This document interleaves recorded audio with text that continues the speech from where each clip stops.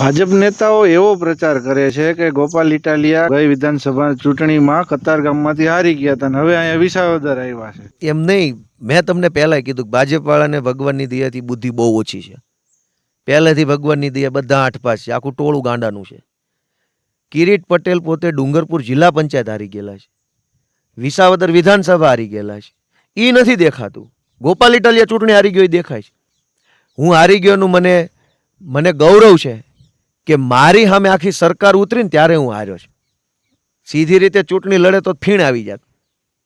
એને તો સરકાર હારે હતી, મુખ્યમંત્રી, તમામ પ્રકારની તાકાત, પૈસા, પોલીસ, ગુંડા, બધી તાકાત હારે હતી ને તેથી જિલ્લા પંચાયત હારી ગયેલા છે. હું તો વિધાનસભા હાર્યો કમસે કમ, અને હું સરકારની સામે હાર્યો છું.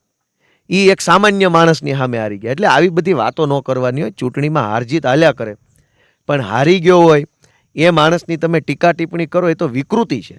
ચૂંટણીનો મુદ્દો હું ગોપાલ ઇટાલિયા હારી ગયો એટલે શું ચૂંટણી બીજી વાર ઉભા રહેવાનો હક નથી? ચૂંટણીનો મુદ્દો જ ન હોવો જોઈએ. ચૂંટણીનો મુદ્દો આ પંથકમાં હું કરશો એ હોવો જોઈએ. એટલે ભાજપવાળાને ભગવાન સદબુદ્ધિ આપે. એના નેતાઓમાં બહુ ભગવાનની દયા છે, કાંઈ છે નહીં.